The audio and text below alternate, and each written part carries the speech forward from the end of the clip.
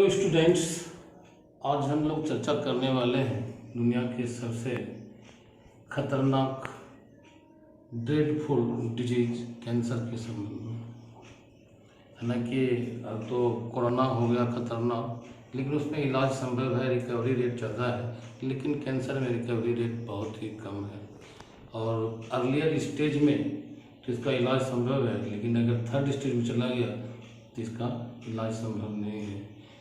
तो भारत में करीब 1 मिलियन यानी कि 10 लाख लोग प्रति वर्ष कैंसर के से सफ़र करते हैं और उसमें अधिकांश मर जाते हैं। WHO वर्ल्ड हेल्थ ऑर्गेनाइजेशन के 2004 के रिपोर्ट के अनुसार पूरे विश्व में लगभग 10 मिलियन यानी कि 1 करोड़ लोग प्रति वर्ष कैंसर से पीड़ित होते हैं और उसमें से करीब 4 मिलियन यानी कि 40 लाख लोग प्रति वर्ष कैंसर से मर जाते हैं। तो ये डिजीज ना तो हेरिडिटरी है और ना कॉन्टेजियस है। कोई अगर किसी को छू लेंगे तो ये नहीं होगा, और माँ बाप से बच्चों में भी नहीं जाते हैं। तो ये डिजीज जो है क्या होता है कि किसी बॉडी के सर्टेन पार्ट में सेल्स के काफ़ी तेज़ी से डिवाइड करने और उसके तेज़ी से ग्रोथ होने के कारण होता है, जिसमें एक ट्यूमर निकल जाता है। हालांकि सभी ट्यूमर कैंसरस नहीं होते हैं। तो इस कैंसर के संबंध में हम लोग देखते हैं क्या क्या इसके कैरेक्टरिस्टिक्स हैं। तो देखिए, पहला, it is one of the most dreadful disease of human in the world. दुनिया में सबसे खतरनाक बीमारी में से एक है। It causes due to uncontrolled rate of division and growth of cells of certain part of the body. तीसरा, कैंसर सेल्स या cancerous cells lose the normal feedback mechanism which prevent the excessive growth। General cells में क्या होते हैं, एक feedback mechanism होते हैं जो सेल को अधिक तेजी से डिवाइड नहीं होने देते हैं, ना ग्रोथ में, तो उसको एक नॉर्मल इसमें रेट में रखते हैं, उसको तेजी से डिवाइड नहीं होने देते। फिर ड्यू टू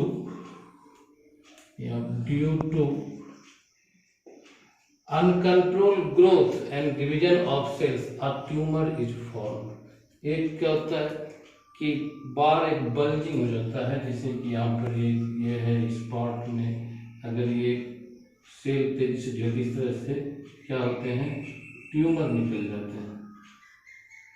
ट्यूमर तो सभी ट्यूमर नहीं होते हैं खतरनाक, जैसे उसमें 2 तरह के होते हैं। एक बेनाइन ट्यूमर जो लोकलाइज्ड रहता है, तेजी से डिवाइड नहीं करते हैं। दूसरा होता है मैलिग्नेंट, जिसमें सेल तेजी से डिवाइड करते हैं और वो जानलेवा होता है। इसके बाद कहते these cells have less capability than the normal cell. ये सेल की कैपेबिलिटी जो होती है सामान्य सेल से कम होती है, मतलब और भी जो शरीर का नॉर्मल फंक्शन जो है वो लूज कर देता है। इसके बाद cancer cells are less adhesive than the normal cell. एक शरीर में सामान्य सेल में एक गुण होता है, एक दूसरे सेल को बांध कर रखता है ताकि वो बिखरे नहीं। इसमें एडहेसिव पावर में एक दूसरे सेल को बांध कर रखने की क्षमता लूज हो जाती है, खत्म हो जाती है, जिससे ट्यूमर जो मैलिग्नेंट सेल्स हैं शरीर के दूसरे एक जगह से दूसरे पार्ट में मूव करते हैं ब्लड सर्कुलेशन के थ्रू, और शरीर के दूसरे पार्ट में नए ट्यूमर बनाते हैं, और इस फिनोमेनन को कहते हैं मेटास्टेसिस। और ये कैंसर की बहुत ही खतरनाक स्थिति है। इसके बाद हम लोग देखते हैं नेक्स्ट क्या है कि most of cancer cells produce angiogenic factor. अधिकांश कैंसर सेल जो है एंजियोजेनिक फैक्टर को प्रोड्यूस करते हैं, और ये क्या करते हैं, which stimulate the growth of blood vessels to supply more nutrient for cancer growth, यानी कि कैंसर ग्रोथ के लिए सेल को बढ़ने के लिए ज़्यादा चाहिए न्यूट्रिएंट।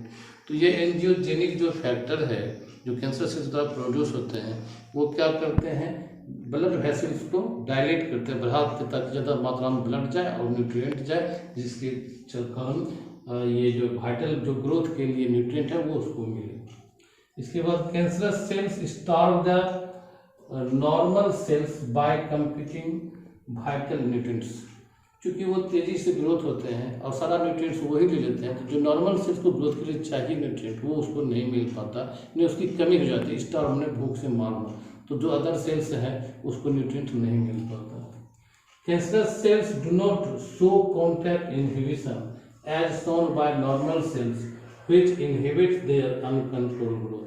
सामान्य सेल में क्या होता है कि कॉन्टैक्ट इनहिबिशन का गुण होता है, जो कि नॉर्मल जिसे सेल का ग्रोथ है उसको मेंटेन रखता है, तेजी से डिवाइड नहीं होने देता है और अनकंट्रोल ग्रोथ को रोकता है, वो ये लूज कर देता है। Next, cancer cells are very invasive, ये आक्रमणकारी होते हैं, सामान्य सेल पर वो एक तरह से उसको प्रभावित करते हैं, उसके फंक्शन को उसको ठीक से काम करने नहीं देते हैं, इन्वेसिव होते हैं।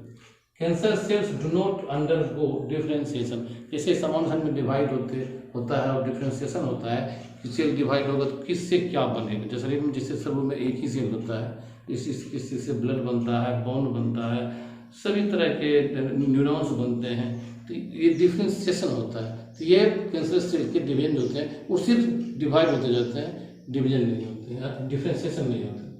इन cancer cells cytoskeletal structures are disorganised like microfilament, कुछ सेल के अंदर साइटोस्केलेटल स्ट्रक्चर्स होते हैं जो सेल के ऑर्गेनल के जैसे माइटोकॉन्ड्रिया, गोल्जी बॉडी या लाइसोसोम उसको एक जगह दूसरे से मूव होने से रोकते हैं, उसके उसी स्थान पर रखते हैं, वो इसमें ब्रेक हो जाते हैं।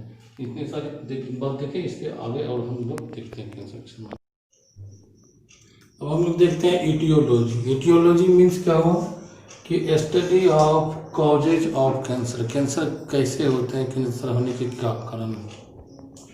तो पहले देखते हैं आयोनाइजिंग रेडिएशन, जो आयोनाइज करते हैं रेडिएशन, जैसे X rays, gamma rays, UV rays, ये सभी कैंसर पैदा करते हैं। इसके अलावा particulate radiation from radioactive substance, radioactive substance से जो रे निकलते हैं जिसमें काफ़ी हाई एनर्जी होते हैं, तो उसके कारण भी ये कैंसर होता है। और जैसे सनलाइट है, किसान धूप में काम करते हैं नंगे बदन, तो उस पर अगर लाइट का ज़्यादा देर तक एक्सपोजर होता है तो उसको स्किन कैंसर हो सकते हैं।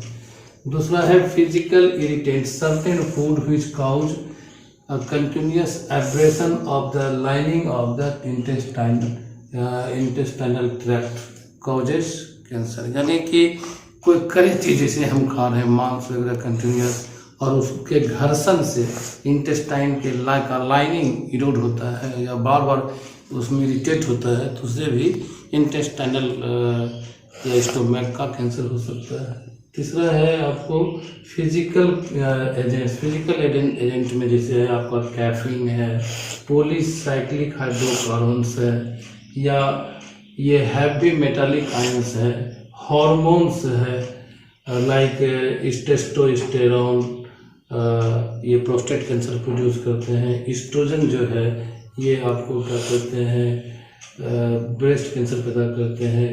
पान खाने, chewing of betel, cigarette smoking, cigarette पीने से भी लंग्स का और लीव का कैंसर हो सकता है। जैसे एक बेंजोपायरिन है, जिसे आप कार्बोहाइड्रेट रिच सब्सटेंस जैसे पोटैटो चिप्स वगैरह, उसको जब आप फ्राई करते हैं तेल में तो उससे वो एक्रेलामाइड में बदल जाता है, तो वो भी क्या करते हैं कैंसर पैदा करता है। वो कार्सिनोजेंस है। कार्सिनोजेंस मतलब those substances which cause cancer are known as carcinogens, तो वो आपको एक्रेलामाइड भी है।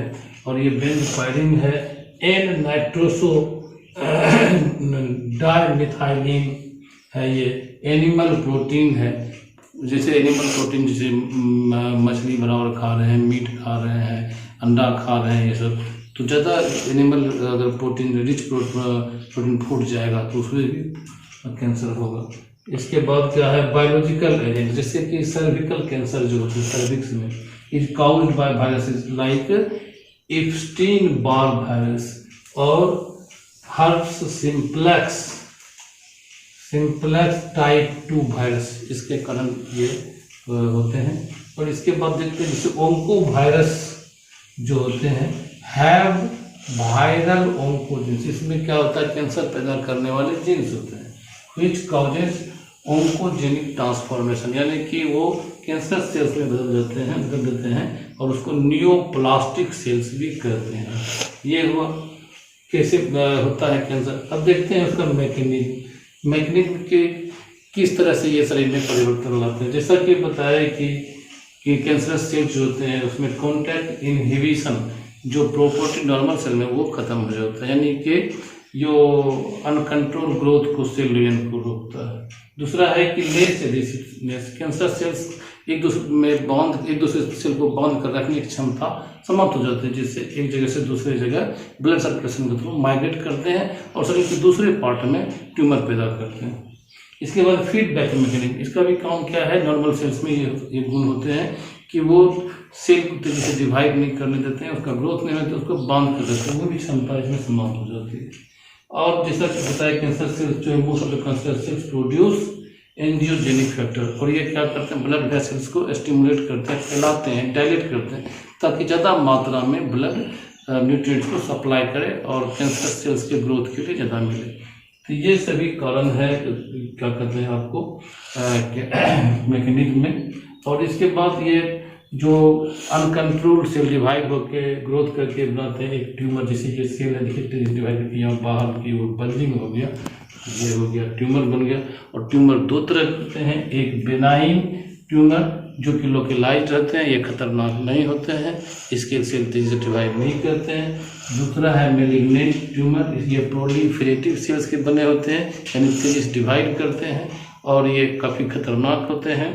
और ये इसके सेल्स जो है एक जगह से दूसरी जगह ब्लड सर्कुलेशन के थ्रू मूव करते हैं और दूसरे पार्ट में बनाते हैं ट्यूमर, तो ये बहुत खतरनाक होते हैं। अब हम लोग देखते हैं कैंसर का डिटेक्शन और डायग्नोसिस। कैंसर के सफल इलाज के लिए यह आवश्यक है कि कैंसर का पता उसके शुरुआती दिन में ही लग जाए, तब तो आसान होगा, नहीं तो थर्ड स्टेज में जाने के बाद इसका इलाज संभव नहीं। तो इसका देखते हैं कैसे डायग्नोसिस करते हैं। एक्सरे का इस्तेमाल करते हैं इसका पता लगाने के लिए, सीटी स्कैन यानी कि कंप्यूटराइज और कर सकते हैं कंप्यूटेड टोमोग्राफी में क्या हुआ, इस मशीन की तरह कंप्यूटर के सिस्टम के द्वारा शरीर के जिस पार्ट में सस्पेक्टेड है कि कैंसर है, तो शुरुआत दौर में पता नहीं चलता, तो उसको पतले पतले सेक्शन में काट करके देखता है कहाँ ग्रोथ है। तो ये टोमोग्राफी मतलब होता है पतला 10⁻⁻7 मीटर पतले सेक्शन में करता है। सीटी स्कैन है। एमआरआई का मतलब होता है मैग्नेटिक रेजोनेंस इमेजिंग, इसके द्वारा पता कर सकते हैं।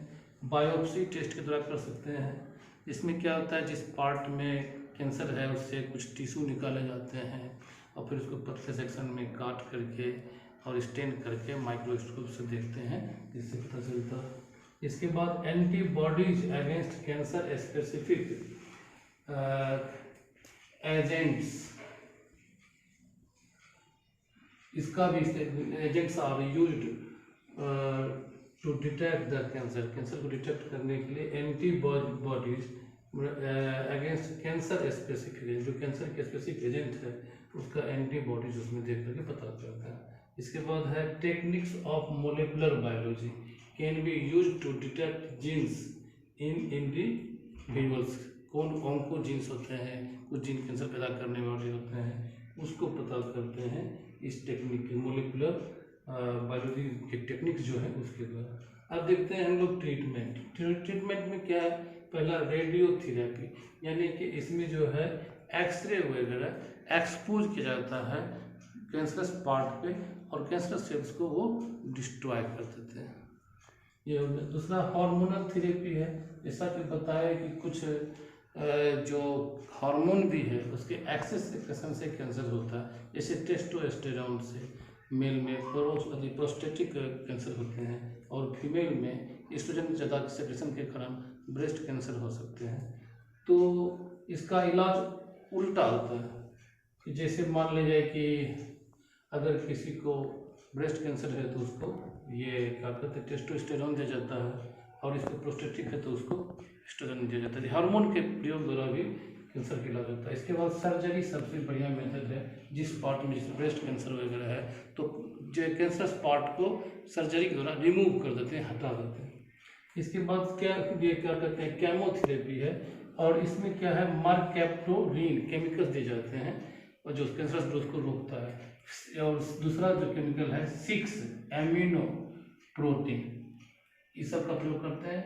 ये क्या करते हैं kill the cancer cells, cancer को ये मार देते हैं। और क्या करते हैं और इनहिबिट्स डीएनए सिंथेसिस, डीएनए जो कैंसर सेल्स बढ़ रहे हैं तो वो डीएनए सिंथेसिस को ये रोकते हैं, कैंसर सेल्स के डीएनए के रेप्लिकेशन को रोकते हैं।